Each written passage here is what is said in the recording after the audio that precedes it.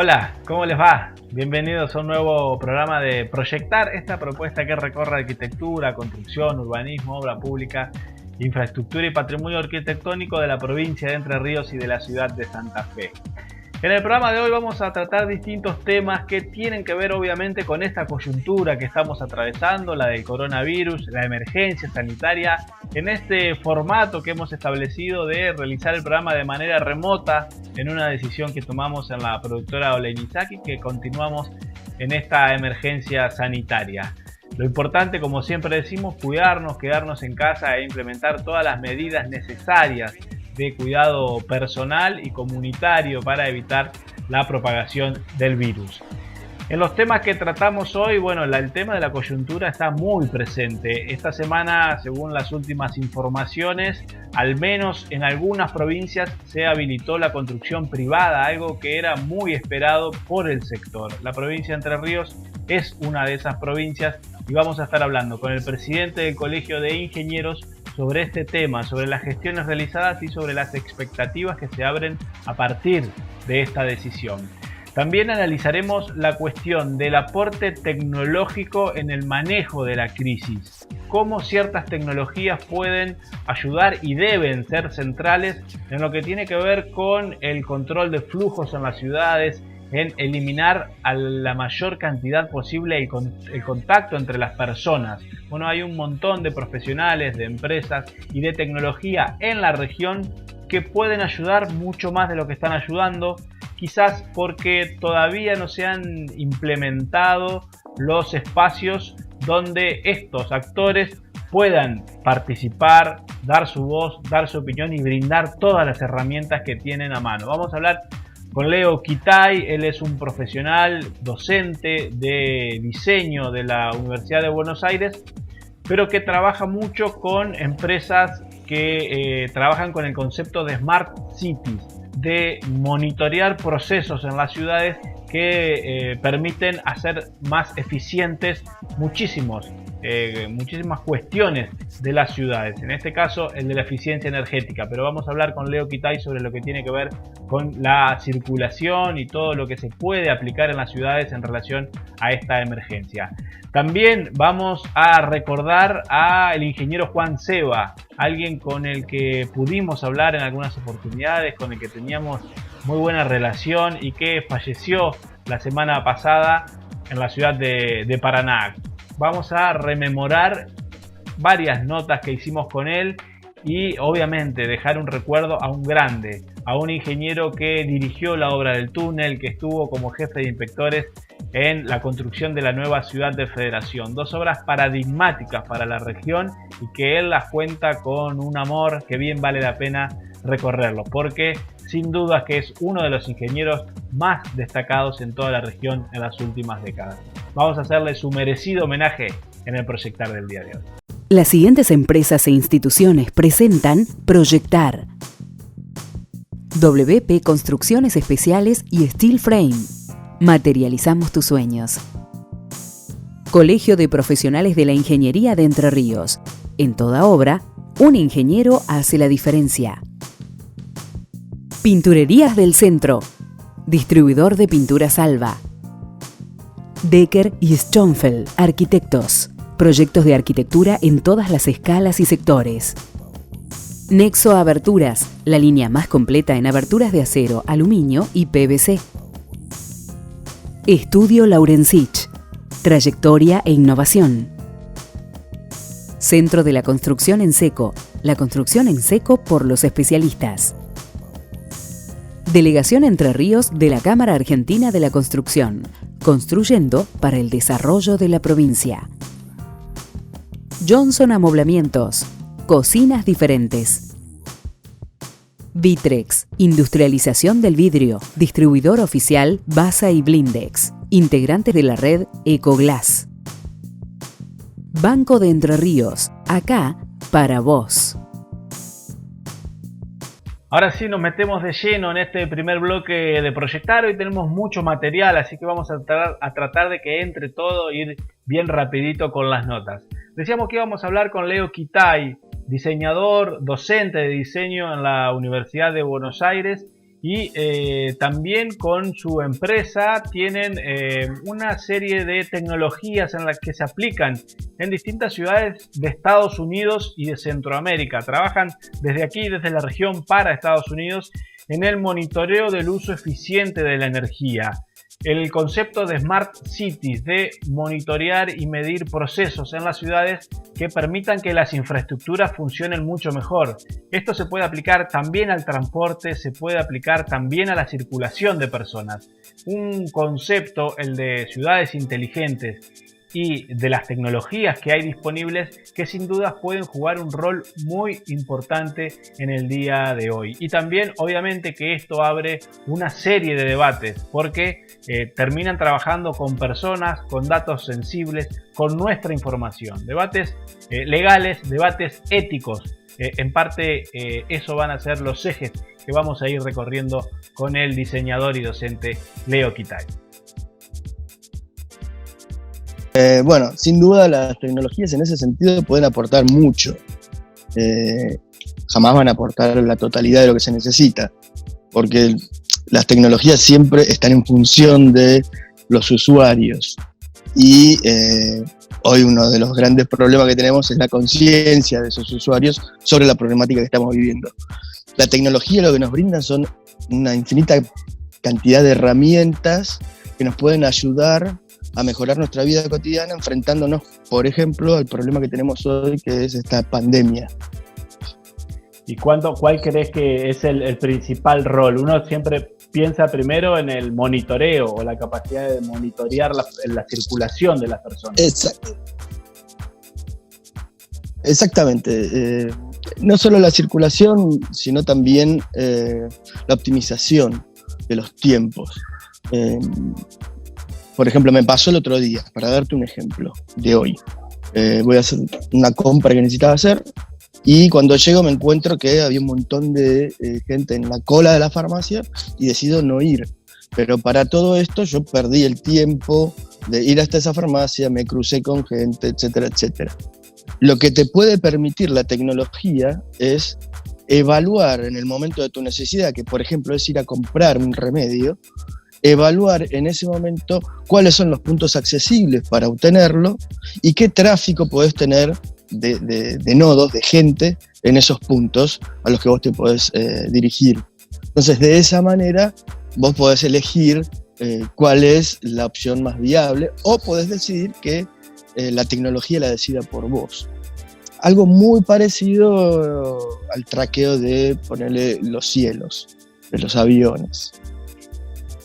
Hoy se puede lograr todo eso gracias a las herramientas que nos dan los smartphones, que casi que pueden empatar la opción de localizar o geolocalizar una persona donde hay un teléfono.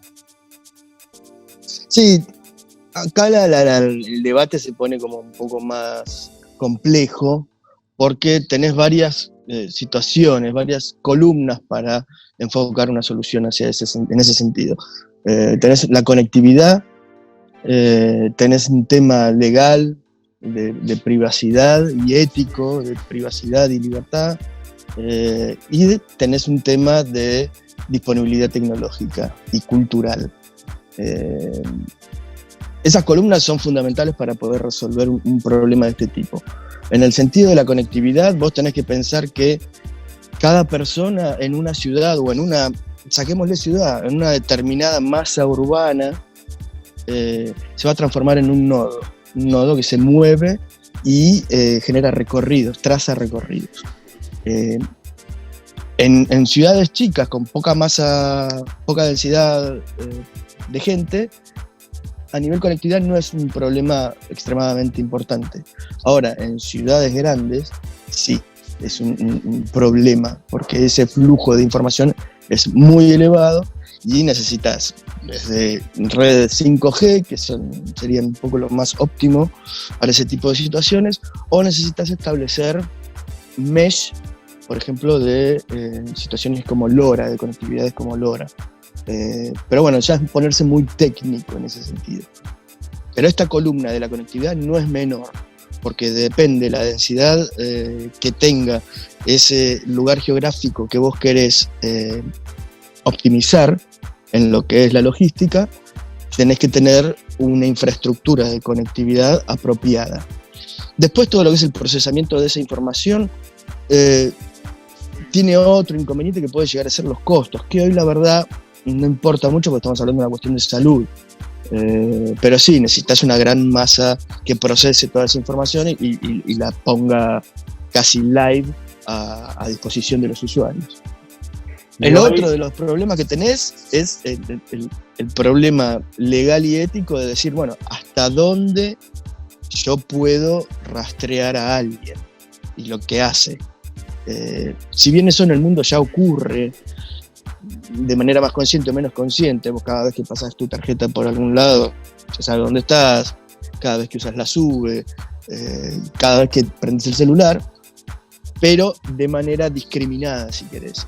Esto ya sería una situación de protocolo, una situación normal, tracear los movimientos de cada nodo, de cada habitante.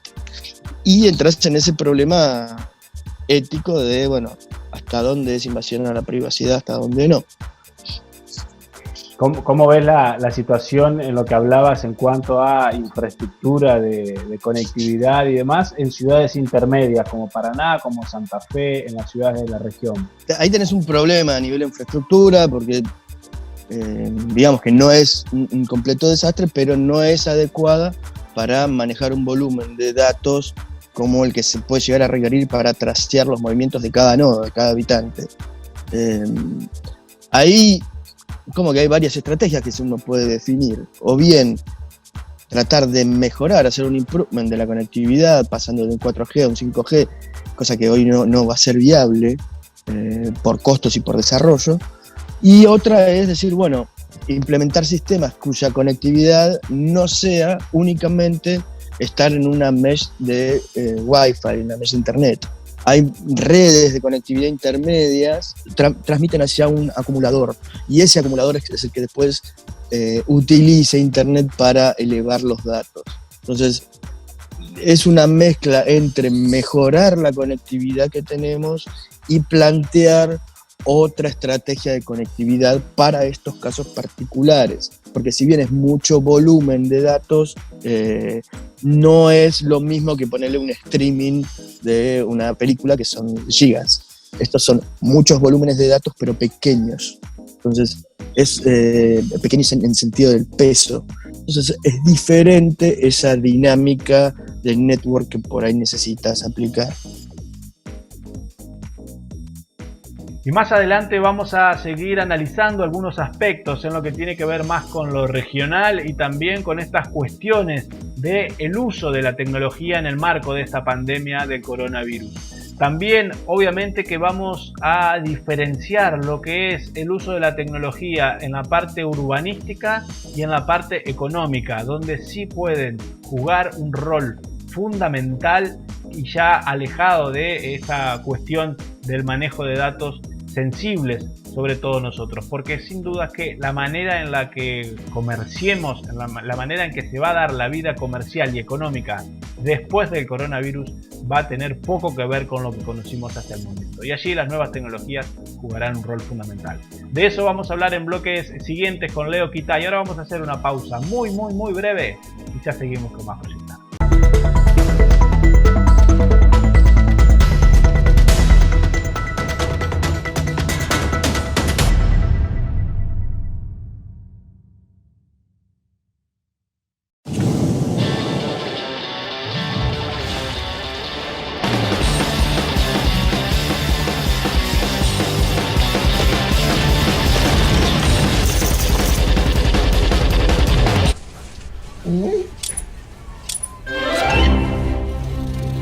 Alba Látex ultra lavable con tecnología Ultra Resist.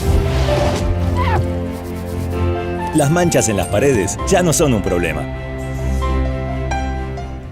WP Construcciones Especiales y Steel Frame. Materializamos tus sueños. Ingeniería, cálculo estructural, arquitectura y diseño. Ejecución y dirección de obras nuevas, reformas o ampliaciones. Eficiencia, rapidez y confort para las nuevas formas de habitar. Cámara Argentina de la Construcción, Delegación Entre Ríos, desde 1959, construyendo para el desarrollo de la provincia. Encontranos en www.cac-medioentreríos.org.ar o en nuestras redes sociales. Con nuestros puertos operativos, los mercados mundiales están más cerca. La competitividad es la clave para crecer. Cuentas claras, una provincia que avanza. Gobierno de Entre Ríos. Centro de la Construcción en Seco, cielos rasos, tabiques, revestimientos, steel framing. La construcción en seco por los especialistas. Encontranos en www.construsecoweb.com.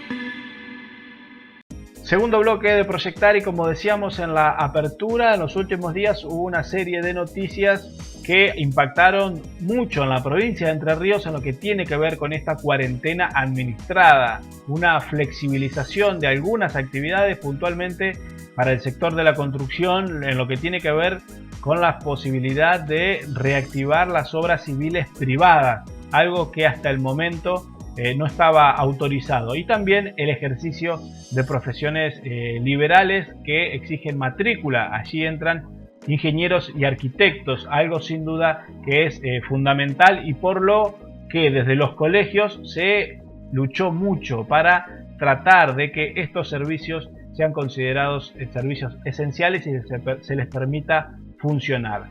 Hablamos con el presidente del Colegio de Profesionales de la Ingeniería Civil de la provincia de Entre Ríos, con Darío Bersesi, sobre estas cuestiones, sobre cómo cambió el panorama la noticia de los últimos días de habilitar la construcción civil privada en la provincia de Entre Ríos, y también cómo cambia un poco el contexto para los profesionales y para todos los que están relacionados con el sector de la construcción a partir de esta noticia. Recorremos gestiones que también hicieron y algún recordatorio para el ingeniero Juan Seba en esta charla con el ingeniero Darío Bersesi.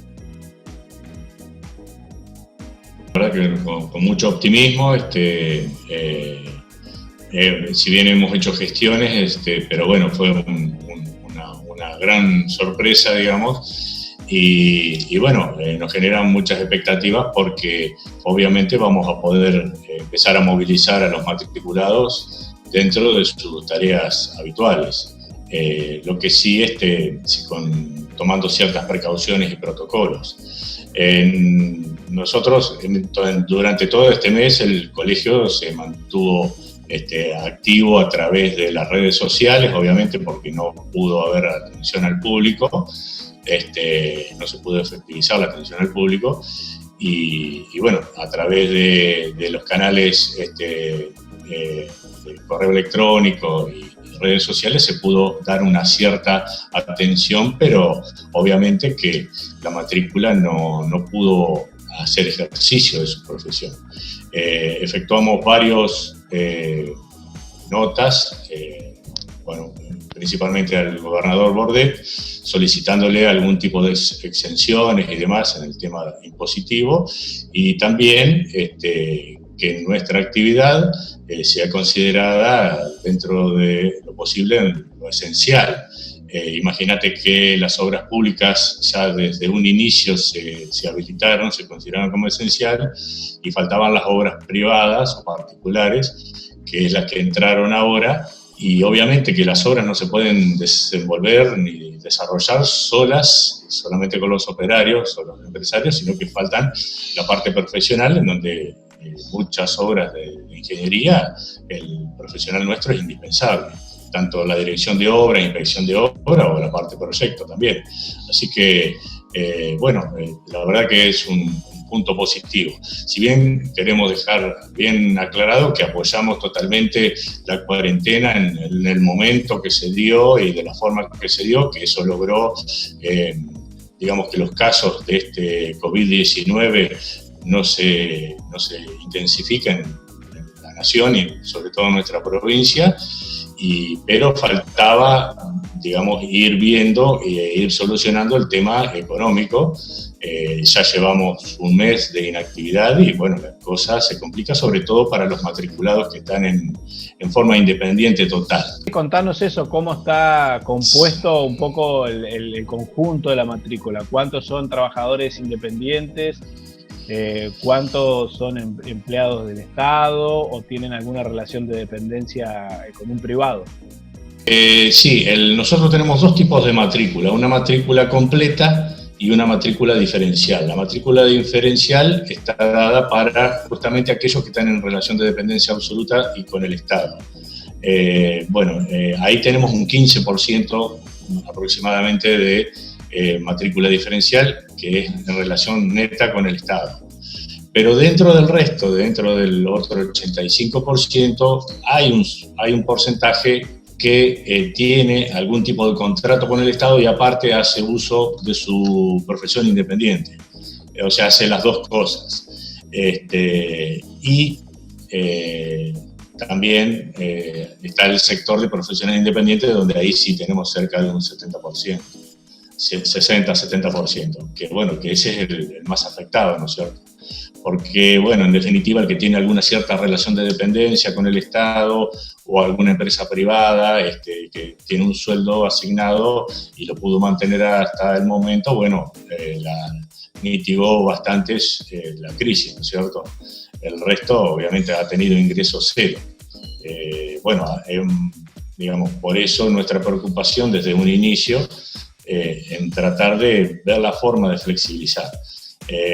Nosotros tenemos dentro de los especialistas los ingenieros en higiene y seguridad en el trabajo, que son los que finalmente asesoran en la parte de higiene y seguridad laboral, de enfermedades laborales y toda esa temática.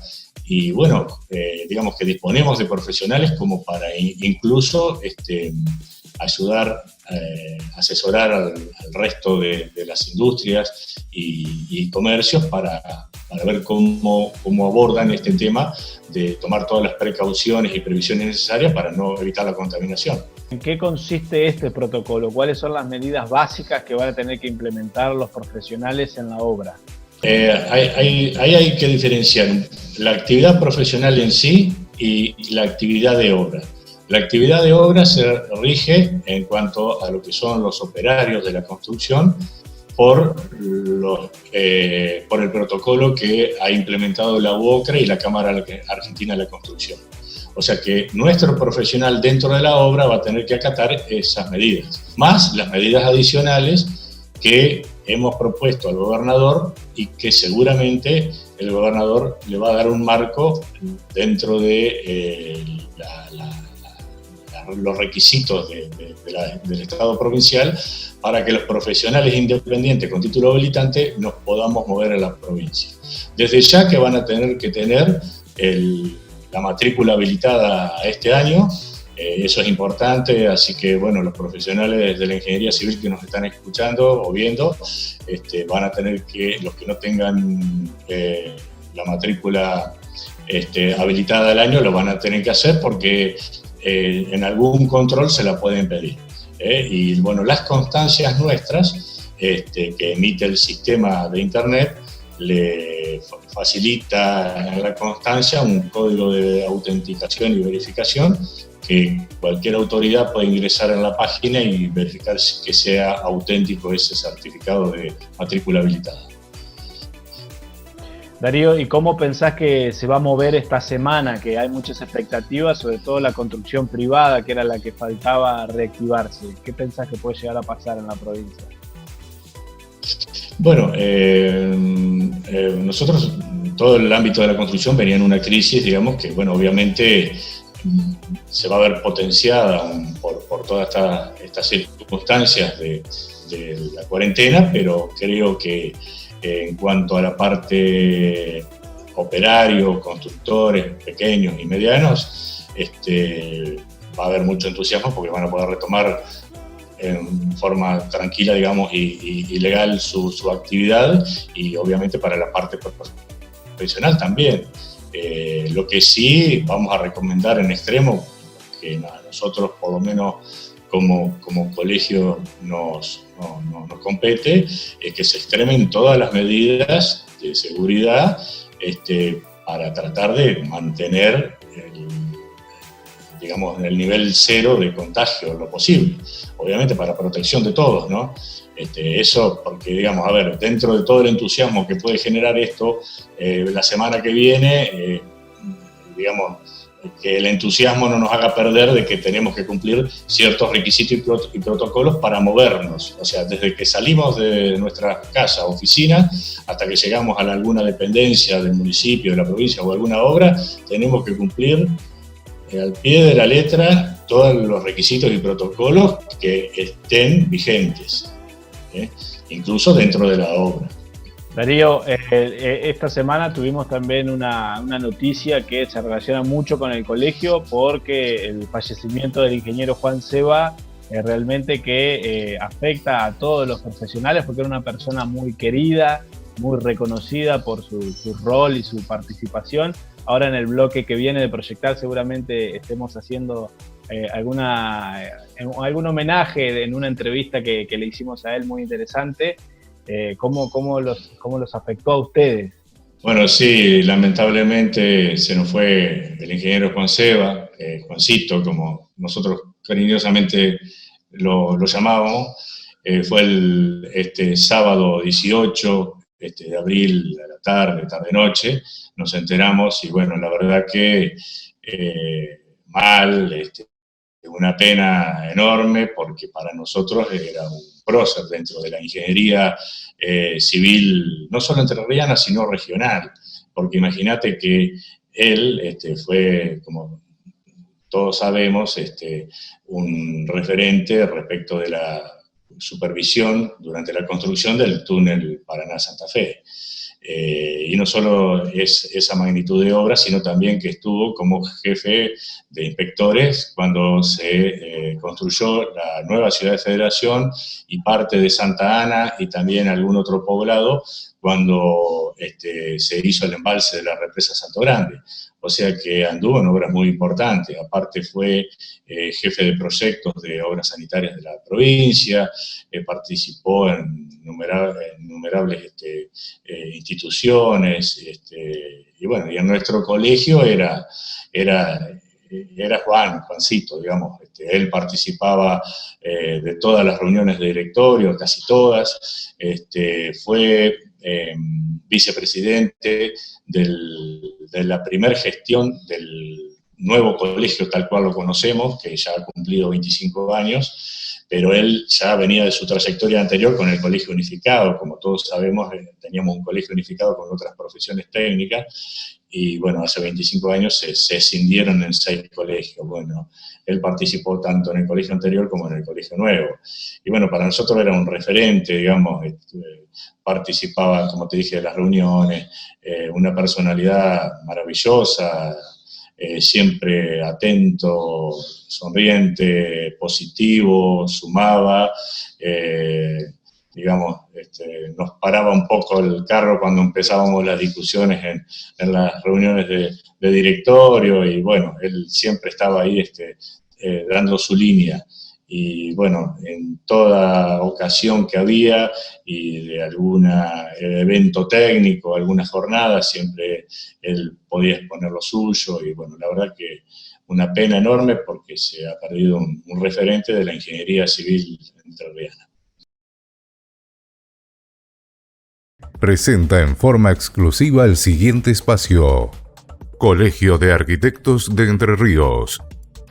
El Colegio de Arquitectos de Entre Ríos había solicitado formalmente aceptar de la cuarentena las obras de construcción privada. Lo había hecho mediante una nota al gobernador Bordet juntos con el Colegio de Ingenieros de la provincia de Entre Ríos, decisión que se tomó en los últimos días de esta semana y que ya habilita la actividad a partir del próximo lunes. Fue parte de algunas de las gestiones que hicieron desde el Colegio de Arquitectos durante este parate. También se firmó un importante convenio con la Sociedad Central de Arquitectura para el desarrollo de un ciclo de capacitación y actualización profesional, a partir del cual se prevé llevar adelante este ciclo destinado a los matriculados a través de cursos virtuales dictados por esta institución. Por la gestión de los arquitectos Eduardo Beckstein, los presidentes de las entidades, los arquitectos Carlos Fernández Cabrera y Darío López, llegaron a un acuerdo mediante el cual se comprometen a realizar estas acciones en forma conjunta. Los primeros cursos que se van a desarrollar son sobre transformación digital para arquitectos, basados en estrategias para la construcción de la marca personal, desarrollos inmobiliarios al costo. Esta propuesta brinda conocimientos de los aspectos vinculados a cuestiones del desarrollo inmobiliario y permite armar pequeños grupos de inversión e implementar proyectos en este particular contexto.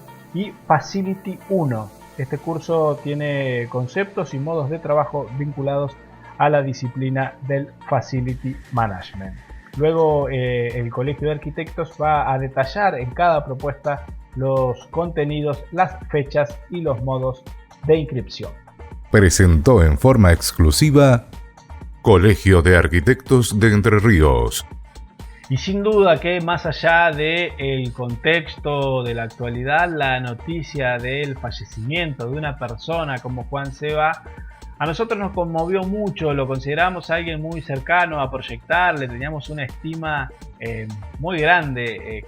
Se notó eso desde que hablamos la primera vez con él, realmente una persona muy cálida y que amaba lo que hacía. Ese entusiasmo seguramente que fue algo fundamental en su trayectoria profesional y también seguramente que personal y familiar en su vida.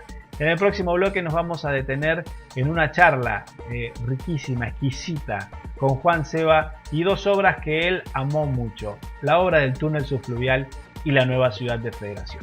Hacemos una pausa muy breve y en un minuto más Proyectar.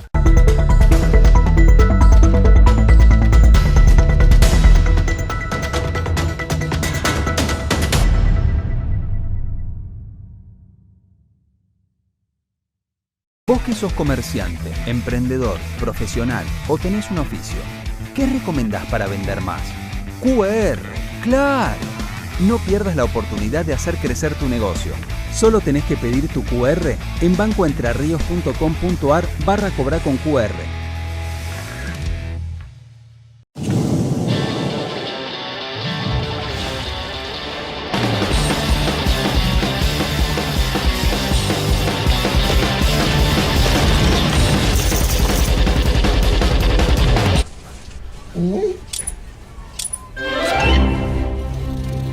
Alba Látex ultra lavable con tecnología Ultra Resist. Las manchas en las paredes ya no son un problema. Estudio Laurencich. Trayectoria e innovación. Arquitectura, diseño y decoración. Búscanos en Instagram. Con nuestros puertos operativos, los mercados mundiales están más cerca. La competitividad es la clave para crecer. Cuentas Claras, una provincia que avanza. Gobierno de Entre Ríos.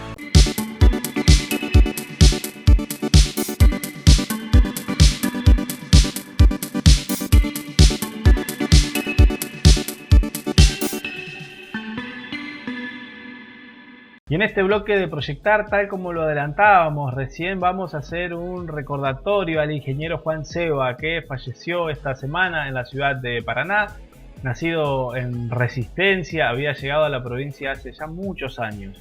Como empleado de la provincia en la parte de ingeniería, de obras sanitarias, llegó a la obra del túnel, fue su director, fue presidente de la obra y también luego fue jefe de inspectores en la ciudad de Federación, cuando se construyó la nueva ciudad de Federación por la represa de Salto Grande y esta mudanza que hubo que hacer de un pueblo entero.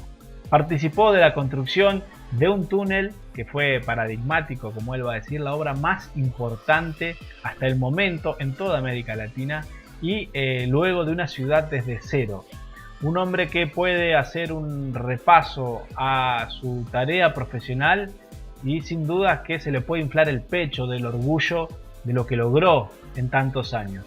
Vamos a reconocer y recorrer parte de una entrevista que le hicimos al ingeniero Juan Seba hace ya un tiempo aquí en Proyectar, alguien a quien estimábamos mucho y por eso nos afectó tanto su partida a los 88 años. Nos dejó Juan Seba y él cuenta un poco en esta parte de la entrevista cómo impactó la obra del túnel en la región, lo que significó y cómo fue construido esta mega obra de infraestructura del primer túnel sentado sobre el lecho de arena justamente en aguas del río Paraná. Juan Seba y un recordatorio especial. Fue la obra más grande de América en su momento. Es decir, el túnel, por plata no tanto, sino por la calidad. El único túnel en el mundo fundado en lecho de arena. Todos los túneles de Inglaterra, Europa, todo eso están en roca. Es decir, que es fácil apoyar en la roca porque vos estudiás cuánto soporta la roca y le metes el túnel. Acá nosotros tuvimos que compactar la arena abajo. Hicimos la zanja, compactamos con equipos especiales que trajeron los alemanes.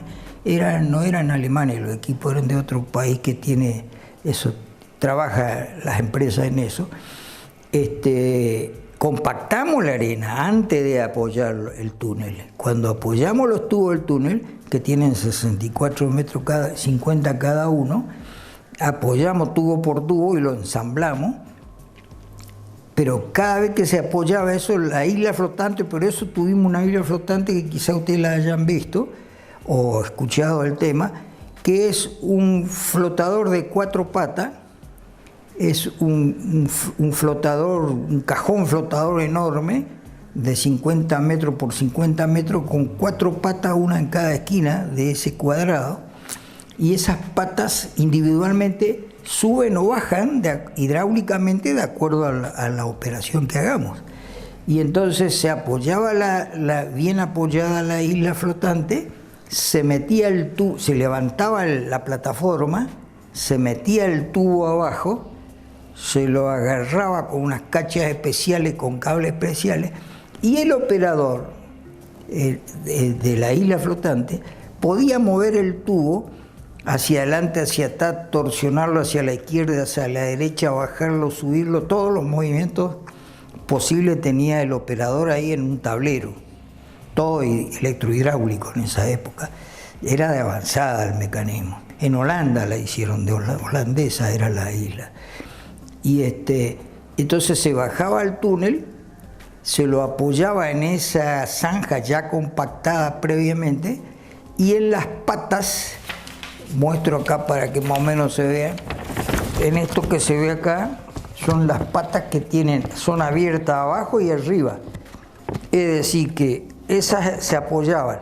Venía la draga, le tiraba arena a esas patas, y teníamos un equipo flotante con unas agujas vibradoras especiales que se metían por arriba de esas patas, por ese agujero de arriba, y se vibraba. Entonces, 3 patas a un lado y 3 patas del otro se compactaban firmemente con esas agujas vibradoras, y teníamos la ventaja de controlar cuál era la compactación lograda, porque los alemanes trajeron una pastilla radioactiva que se ponía, enterraban la arena por ahí, no sé la distancia, y tenían un receptor a tal distancia.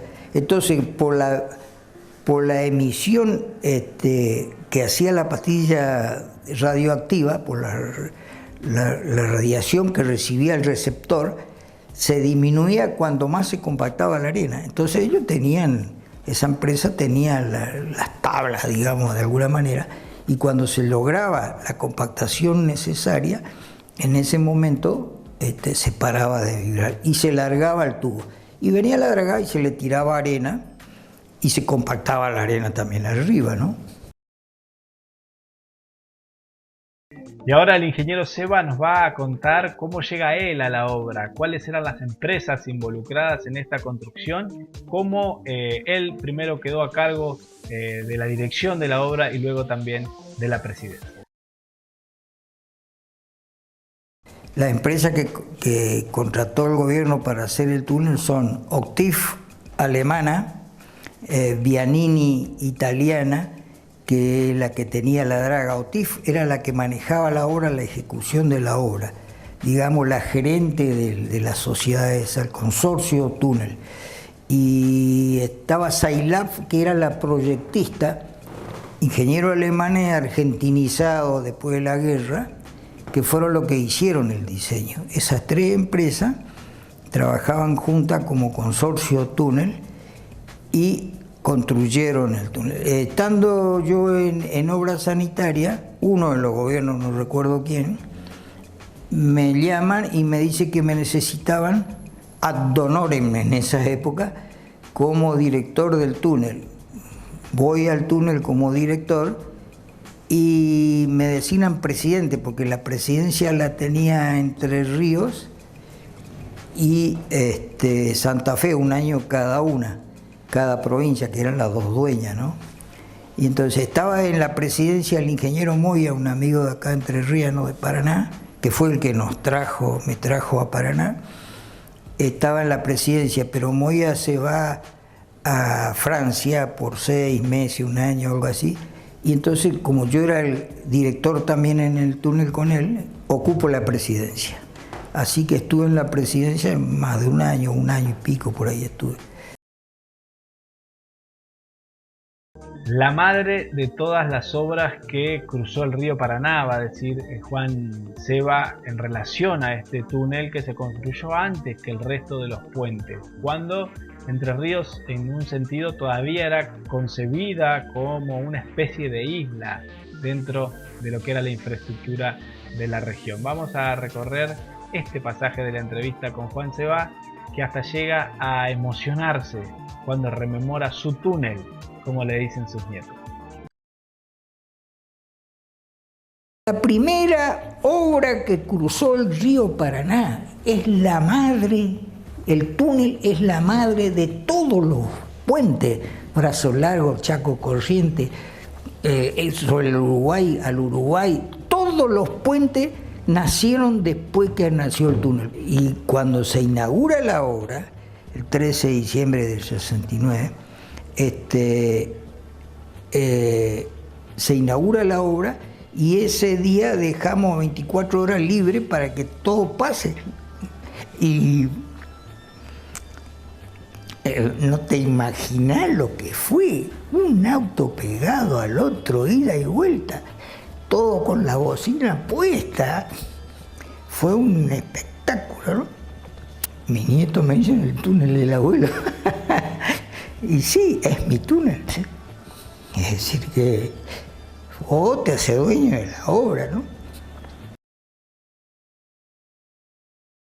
Y sin duda que se puede poner orgulloso por lo que nombró, porque obviamente que esto que es su túnel es algo casi familiar, pero trabajaron un montón de personas y Juan Seba siempre reconocía a los trabajadores y a los obreros que participaron de esta mega obra de infraestructura que se hizo allá por los años 60.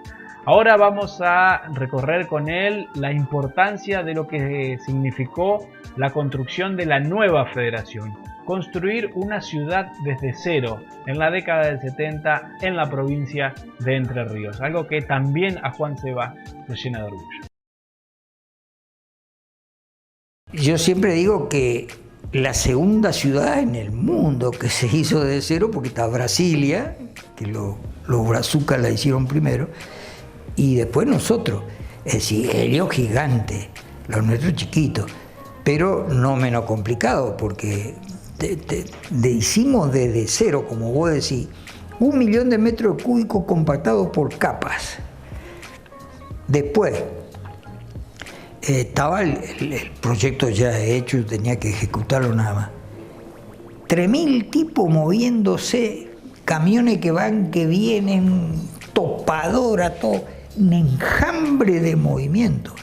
El consorcio prefabricaba todo porque no se llegaba, tenía una fábrica de prefabricado gigante, 2 cuadras de largo por 1 de ancho, y en esos galpones se metía todo a vapor para fraguar antes, las paredes, todo, pero todo de ladrillo, o golpear y agujerear porque es ladrillo, nada más que si en marco hormigón, con ladrillo al medio y con una armadurita fina al medio.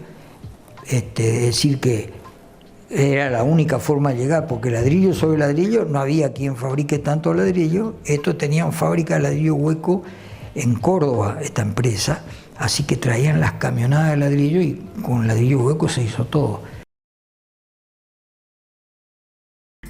Y sin duda que sobre la ciudad de Federación se han dicho muchas cosas, pero fue una obra que se construyó muy rápido, de una escala muy grande. Trabajaron 3.000 obreros y que a Seba, al ingeniero Seba, como jefe de inspectores, le tocó mudarse con su familia al lugar y también ser la última persona en abandonar el pueblo de Federación, que ya estaba por ser inundado, estaba siendo derrumbado, y justamente una de las últimas casas fue la de la familia Seba.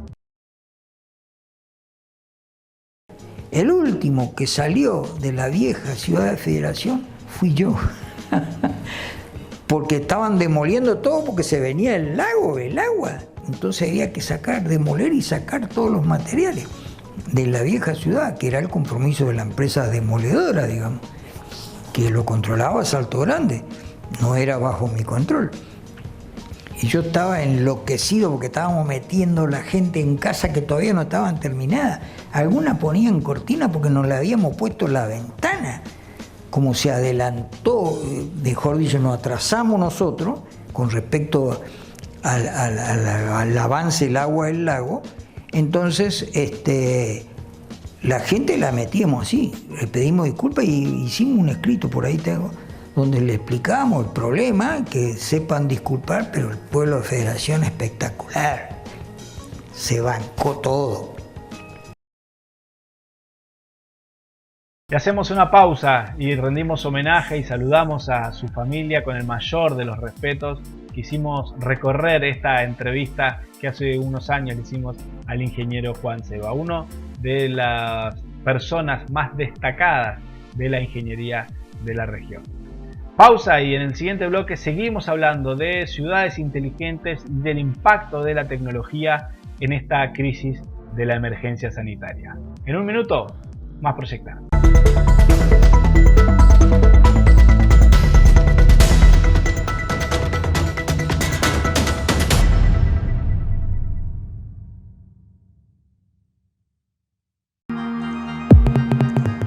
Decker y Stonfeld, arquitectos. Proyectos de arquitectura en todas las escalas y sectores. Creamos espacios residenciales, culturales y corporativos que funcionan en relación a su entorno. Cámara Argentina de la Construcción, Delegación Entre Ríos, desde 1959, construyendo para el desarrollo de la provincia. Encontranos en www.cac-medioentreríos.org.ar o en nuestras redes sociales. WP Construcciones Especiales y Steel Frame. Materializamos tus sueños. Ingeniería, cálculo estructural, arquitectura y diseño.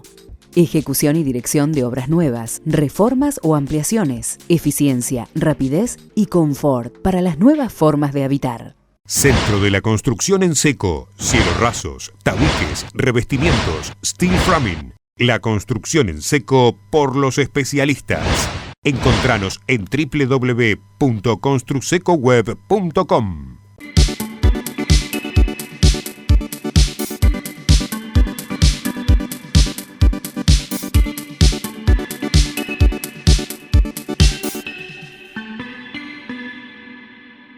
Último bloque de Proyectar, y retomamos la charla con el diseñador Leo Quitay, docente universitario, y también en lo que tiene que ver con la actividad privada, empresario de ciertas aplicaciones que se instrumentan en ciudades de Estados Unidos y de Centroamérica con el concepto de ciudades inteligentes que funcionan en relación al uso eficiente de la energía, sensores y mucha tecnología que se le puede montar a las ciudades. En este contexto de la pandemia y de la emergencia sanitaria son tecnologías que tienen mucho para aportar. Ya lo recorrimos en la primera parte de la nota con Leo Quitay, y también en Paraná hay mucho que se puede hacer en este sentido. Paraná y Santa Fe son ciudades intermedias de una escala que todavía vale la pena intervenir y que tienen mucho recurso humano capacitado para que la tecnología esté más presente en la gestión de sus ciudades. Los recursos humanos, yo te puedo hablar desde lo que yo vengo haciendo, que si bien no es este costado del manejo de flujos de tránsito en las ciudades, yo vengo trabajando a nivel de Smart Cities desde lo que es las energías renovables y las infraestructuras de luz pública. Y todo el desarrollo que venimos haciendo nosotros de traqueo, de software de traqueo, lo vengo haciendo con talentos de Paraná y de Argentina. O sea que yo veo que la realidad es que los recursos humanos los tenemos. Hay gente muy capaz, tanto en Paraná como en todo el país. Lo que es seguro es que la solución a esto no se da únicamente por talentos de la tecnología. Es un equipo multidisciplinario el que necesitas para abordar una solución de este tipo. Necesitas sociólogos, necesitas economistas, necesitas médicos, que todos van a aportar su costado, su mirada a resolver esta problemática del flow de gente en las ciudades de una manera integral, porque si no vos estás resolviendo algo dejando muy afuera lo que es la experiencia real de un ciudadano. Bueno, ahí es donde está el punto complejo y delicado. No estás tratando de trasear y mover robots, que vos podés programarles un camino y lo van a seguir exacto. Gracias a Dios no. Estás tratando de ayudar a personas. Entonces, el problema se hace muchísimo más complejo porque intervienen factores como el lenguaje, como las decisiones individuales de cada uno, de cultura. Intervienen un montón de factores. Por eso el equipo, para plantear y resolver un software, y esto ya va más allá de un software, un sistema para ayudarnos en este tipo de problemática, es un equipo multidisciplinario seguro. Y en términos sanitarios puntualmente, porque ahí sí hemos visto muchos avances, hasta en los canales de televisión nos transmiten detectores de temperatura que hay en la estación Constitución, por ejemplo. Ahí sí se ve que ya que las ciudades, en términos sanitarios, ya están aplicando un monitoreo real de lo que pasa.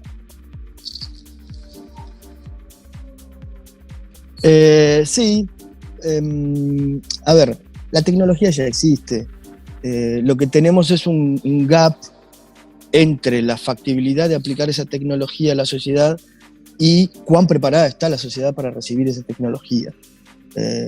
Yo te podría decir que si querés se pueden instalar chips y es completamente factible. Ahora, ¿vos te dejarías instalar un chip? ¿Quién te lo instalaría? ¿Quién sería el que lo controla? Son un montón de problemáticas. La tecnología existe. El mayor problema va a ser soportar las redes que manejen esa enorme cantidad de datos. Ponele, China es un país que está hiper avanzado en ese sentido, por sus políticas, necesita muchísimo control, y los tipos están hiper recontra avanzados en lo que es detección de rostros, de facciones. Entonces ellos te pueden trasear simplemente con una cámara. Ahora es un laburo muy puntual. Las tecnologías están, el problema es el gap que tenemos en cuán preparados estamos nosotros para recibir esas tecnologías. Y como decíamos anteriormente, la cuestión de sanitaria, de intervención sanitaria de la tecnología o de la aplicación tecnológica en el flujo de las ciudades conlleva algunos debates legales, éticos, de comportamiento social que abren un sinfín de polémicas y de puntos para abordar. Pero la aplicación de la tecnología en la parte de la economía y de la producción es algo que está mucho más claro y que va a ser algo que se haga presente y que sea muy necesario en la próxima economía que se venga. Yo vengo pensando hace un par de días en esa situación de que hay que apuntalar a los más chicos, porque los más chicos son tienen un volumen, una masa grande, son muchos, y por lo general los más chicos terminan sosteniendo a los más grandes en algunas situaciones. Más allá de toda la problemática de las ciudades inteligentes y el flow de gente y demás, hay un problema que va a ser colateral, que es la vuelta a la actividad y la actividad económica misma, en sí misma. La tecnología donde sí va a ayudar mucho es a todos esos pequeños comerciantes a poder organizar su logística, porque todos aquellos que tenían o tienen locales con puertas al público van a empezar a tener que migrar hacia una dinámica digital. Entonces van a tener que aprender a utilizar esas tecnologías que existen, pero hay que coordinarlas, porque todas sueltas, desintegradas, es un lío, es un matete, complica la logística. Entonces vamos a tener que hacer una formación sobre esas tecnologías, dar cursos a estos sectores del comercio que necesitan realmente alguna herramienta que los ayude a salir de su crisis actual. Ahí sí la tecnología veo que va a tener un factor fundamental en el sentido de acercarse y brindar herramientas que solucionen esa problemática, cómo la gente se relaciona con los productos que necesita. Las siguientes empresas e instituciones presentan Proyectar. WP Construcciones Especiales y Steel Frame. Materializamos tus sueños. Colegio de Profesionales de la Ingeniería de Entre Ríos. En toda obra, un ingeniero hace la diferencia. Pinturerías del Centro. Distribuidor de pinturas Alba. Decker y Stonfeld, arquitectos. Proyectos de arquitectura en todas las escalas y sectores. Nexo Aberturas, la línea más completa en aberturas de acero, aluminio y PVC. Estudio Laurencich, trayectoria e innovación. Centro de la Construcción en Seco, la construcción en seco por los especialistas. Delegación Entre Ríos de la Cámara Argentina de la Construcción, construyendo para el desarrollo de la provincia. Johnson Amoblamientos, cocinas diferentes. Vitrex, industrialización del vidrio, distribuidor oficial Basa y Blindex, integrantes de la red Ecoglass. Banco de Entre Ríos, acá para vos. Llegamos al final del Proyectar del día de hoy, nos quedamos sin tiempo, un programa con mucho contenido, esperamos que lo hayan disfrutado tanto como nosotros, los invitamos a que recorran las distintas redes sociales, seguimos con los Instagrams live, en la semana vamos a hacer otro seguramente, esta semana estuvimos con Gustavo Weders hablando sobre el rol de las viviendas dentro de esta pandemia, así que los esperamos en las redes sociales y nos encontramos la semana que viene aquí en otra edición de Proyectar. Chau y gracias por estar ahí.